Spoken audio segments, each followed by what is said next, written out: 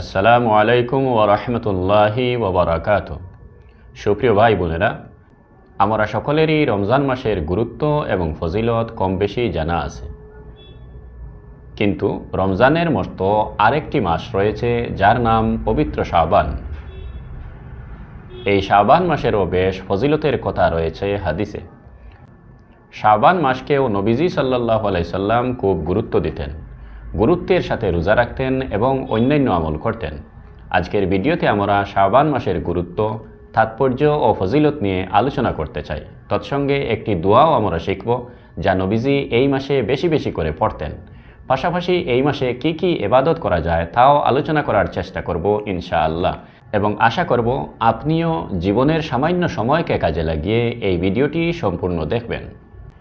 চন্দ্রবর্ষের ৮ নম্বর মাস হচ্ছে শাবান। শাবান মাস বিশেষ ফজিলত এবং মর্যাদাপূর্ণ। মহানবী হজরত মুহাম্মদ সাল্লাল্লাহু আলাইহি ওয়াসাল্লাম মদিনায় হিজরত করে যাওয়ার ১.৫ বছর পর এই শাবান মাসেই মসজিদুল আকসার পরিবর্তে মসজিদুল হারামের দিকে মুখ করে নামাজ পড়ার হুকুম নাজিল হয়েছিল এই মাসেই। তাই শাবান মাস মুসলিম জাতির জন্য এক গুরুত্বপূর্ণ মাস। শাবান মাসের পুরো নাম হলো আশ-শাবানুল মুআজ্জম, যার অর্থ মহান শাবান মাস।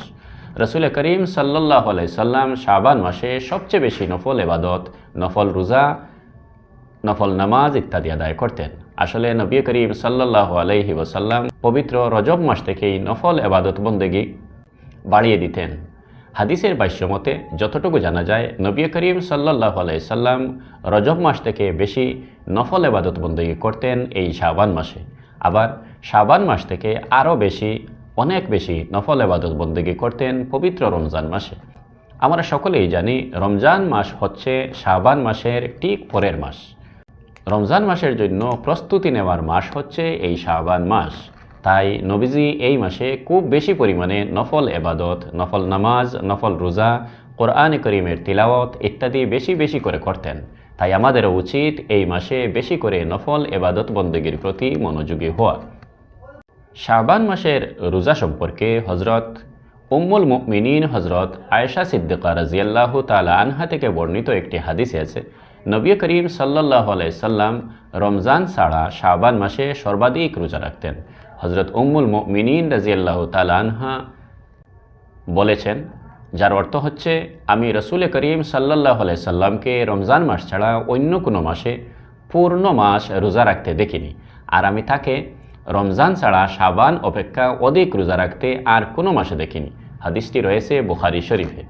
এরকম বিভিন্ন হাদিস থেকে জানা যায় যে নবী করিম সাল্লাল্লাহু আলাইহি সাল্লাম আল্লাহ তাআলার দরবারে আমলনামা পেশ করা হবে এই বিষয়টির প্রতি গুরুত্ব আরোপ করে শাবান মাসে সর্বাধিক রোজা রাখতেন। তাই শাবান মাসে অন্যান্য নেক আমলের পাশাপাশি সামর্থ্য অনুযায়ী নফল রোজা রাখার চেষ্টা করাও আমাদের কর্তব্য। কিন্তু রোজা রাখবেন শাবান মাসের শেষ ২৭ তারিখ পর্যন্ত। হাদিসে রমজানের ১-২ দিন আগে রোজা রাখতে নিরুৎসাহিত করা হয়েছে। অতএব শাবান মাস শুরু হওয়া থেকে ২৬ তারিখ পর্যন্ত আপনার সামর্থ্য অনুযায়ী যতদিন পারবেন নফল রোজা রাখবেন, তবে ২৭ তারিখের পর আর কোনো নফল রোজা রাখবেন না রমজান মাসের প্রস্তুতির জন্য। যত বেশি পারবেন এই মাসে সুযোগ পেলেই নফল নামাজ পড়বেন এবং আল্লাহ তাআলার দরবারে নিজের গুনাহ থেকে মুক্তি লাভের জন্য দোয়া করবেন। নিজের প্রয়োজনের যাবতীয় দোয়া নীরবে তুলে ধরবেন আল্লাহ তাআলার দরবারে। এই মাসে নফল নামাজ পড়ার জন্য আলাদা কোনো নিয়ত জানার দরকার নেই। স্বাভাবিকভাবেই ২ রাকাত করে যখনই সুযোগ পাবেন আপনি যত রাকাত পারবেন নফল নামাজ পড়বেন, অসংখ্য সওয়াবের অধিকারী হবেন আপনি। আর যদি মনে পড়ে তাহলে আমি গুনাহগার হলেও তো আপনার ভাই, তাই আল্লাহ তাআলার দরবারে আমার গুনাহ মাফির জন্য সামান্য দোয়া করার আরজি রইল এই সুযোগে। সুপ্রিয় দর্শক, আরেকটি ইবাদত এই মাসে বেশি বেশি করলে অনেক লাভবান হওয়া যাবে, সেটা হচ্ছে দুরূদ শরীফ। কারণ কোরআনে কারিমের যে আয়াতে আল্লাহ রাব্বুল আলামিন নবীজির প্রতি দুরূদ পড়ার জন্য বিশ্ববাসী সকল মুমিন মুমিনাতকে আদেশ করেছেন, সেই আদেশ সম্বলিত আয়াতটি এই শাবান মাসে নাজিল হয়েছিল।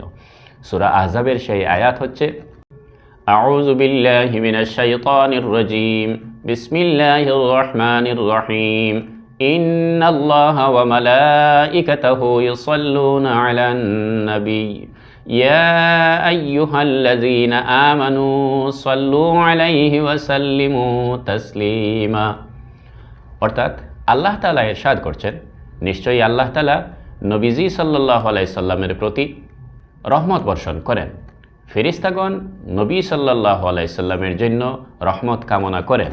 সুতরাং হে বিশ্বাসী মুমিনগণ, তোমরাও তার প্রতি দুরূদ পাঠ করো এবং যথাযথভাবে সালাম পেশ করো। তাই শাবান মাস হলো নবী করিম সাল্লাল্লাহু আলাইহি সাল্লামের প্রতি নিজেদের প্রেম, ভালোবাসা, শ্রদ্ধা ইত্যাদি দেখানোর একটি মাস। আর নবীজির প্রতি ভালোবাসা দেখানোর সবচেয়ে উত্তম মাধ্যম হচ্ছে নবীজির সুন্নত পালন করা। যত বেশি নবীজির সুন্নত আপনি আমি পালন করতে পারবো, নবীজির প্রতি তত বেশি ভালোবাসা দেখানো সম্ভব হবে। শুধু মুখ দিয়ে দাবি করলে হবে না। এই মাসে বেশি বেশি করে দুরূদ পড়তে পারি আমরা। সুপ্রিয় দর্শকবৃন্দ, আমরা আমাদের দৈনন্দিন জীবনে এমন কিছু কাজ প্রতিদিনই করতে হয়, কাজগুলি আমরা করি কিন্তু তা নবীজির সুন্নত মোতাবেক করি না বলে আমরা এ থেকে কোনো সওয়াব পাই না, শুধু কাজটি করা হয়। আজ থেকে আমরা যদি সিদ্ধান্ত নেই যে নবীজির এই মাসে আমরা যদি অন্তত আমাদের জীবনে কিছু সুন্নত নির্ধারণ করে নেই যে এগুলো আমরা কিছুতেই ছাড়ব না, তাহলে অনেক লাভবান হতে পারবো আমরা। যেমন আমরা প্রতিদিন ঘুমাই, কিন্তু ঘুমাই নিজের মতো করে, তাই সওয়াব পাই না।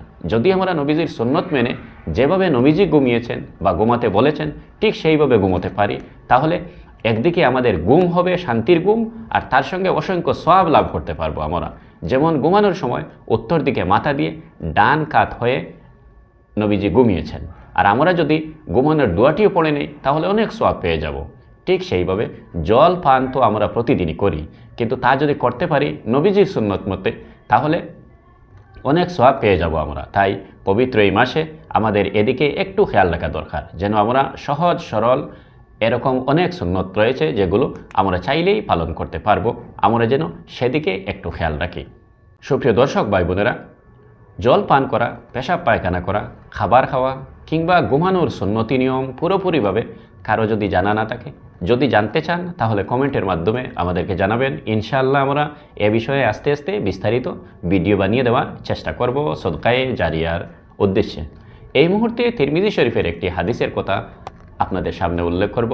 হযরত আনাস রাদিয়াল্লাহু তাআলা আনহু বর্ণনা করেছেন, রাসূল করিম সাল্লাল্লাহু আলাইহি সাল্লাম আমাকে বলেছেন, হে বৎস, যদি পারো এমনভাবে তোমার সকাল ও সন্ধ্যার সময় পার করো যেন তোমার অন্তরে কারো প্রতি হিংসা না থাকে, তবে তাই করো। অতঃপর বললেন, হে বৎস, এটাই আমার সুন্নত, সুমহান আদর্শ। যে ব্যক্তি আমার সুন্নত অনুসরণ করলো সে প্রকৃতপক্ষে আমাকে ভালোবাসলো, আর যে আমাকে ভালোবাসলো সে জান্নাতে আমার সঙ্গেই থাকবে।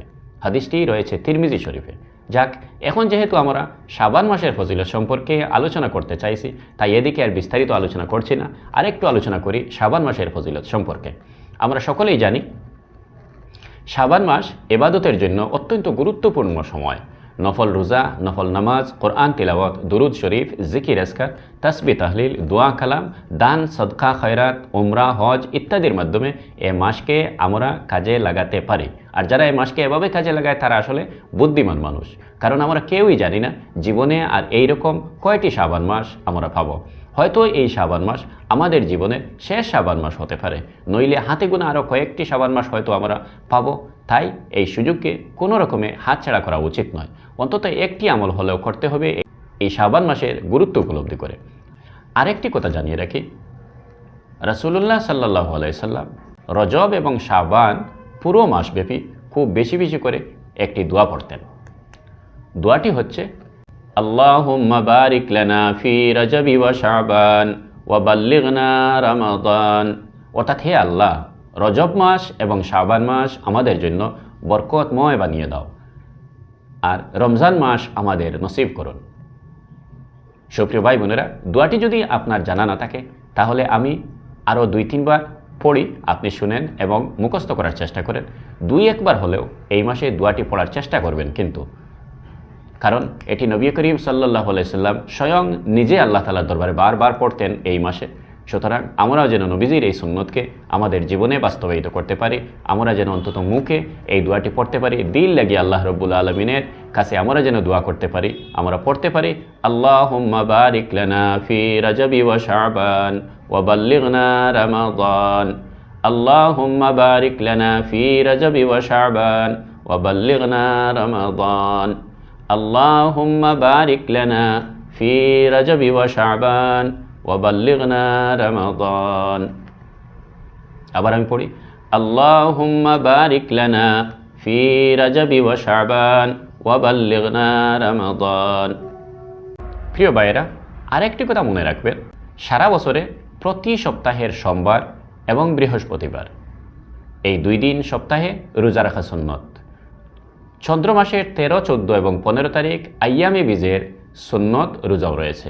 মাসের 1, 10, 20, 29 এবং 30 তারিখ রয়েছে নফল রোজা। এছাড়া কোনো সময় ও দিন তারিখ নির্ধারণ ছাড়া যত বেশি সম্ভব নফল ইবাদত করা যায় এবং তা করা উচিত। সঙ্গে সঙ্গে এ বিষয়েও সতর্ক থাকতে হবে যেন কোনো ফরজ ওয়াজিব ছুটে না যায় এবং কোনো হারাম বা নিষিদ্ধ কাজ আমরা করে না ফেলি। রাসূলুল্লাহ সাল্লাল্লাহু আলাইহি সাল্লাম প্রায় রজব মাসেই 10টি নফল রোজা রাখতেন এবং শাবান মাসে 20টি নফল রোজা রাখতেন। আর রমজান মাস তো পূর্ণ মাস নবীজি ফরজ রোজা রাখতেন। নবী করিম সাল্লাল্লাহু আলাইহি সাল্লাম রমজান ছাড়া বছরে সবচেয়ে বেশি শাবান মাসেই রোজা রাখতেন। রমজান মাসের প্রস্তুতি হিসাবে শাবান মাসের তারিখের হিসাব রাখাও বিশেষ জরুরি একটি সুন্নতি আমল। হাদিস শরীফে নবী করিম সাল্লাল্লাহু আলাইহি সাল্লাম ইরশাদ করেছেন, তোমরা রমজানের জন্য শাবানের চাঁদের হিসাব রাখো। চাঁদের 29 এবং 30 তারিখ নতুন চাঁদ দেখার চেষ্টা করা সুন্নত। চাঁদ দেখে দোয়া পড়াও সুন্নত এবং চন্দ্র মাসের তারিখের হিসাব রাখা ফরজে কিফায়া, কারণ ইসলামী বিধিবিধান চাঁদের তারিখের সঙ্গেই সম্পর্কিত। সুপ্রিয় ভাই বোনেরা, আজ আর দীর্ঘ করছি না, যতটুকু পারলাম শাবান মাসের গুরুত্ব এবং ফজিলত আপনাদের সামনে তুলে ধরার চেষ্টা করলাম। আল্লাহ তাআলা যেন এই মেহনতকে কবুল করেন এবং আপনাকে আমাকে বেশি করে নেক আমল করার তৌফিক দান করেন। আমিন। আল্লাহ পাক আপনাদেরকে নিরাপদে রাখুন। এই দোয়ার মাধ্যমেই আজকে এখানেই শেষ করছি। আল্লাহ হাফেজ।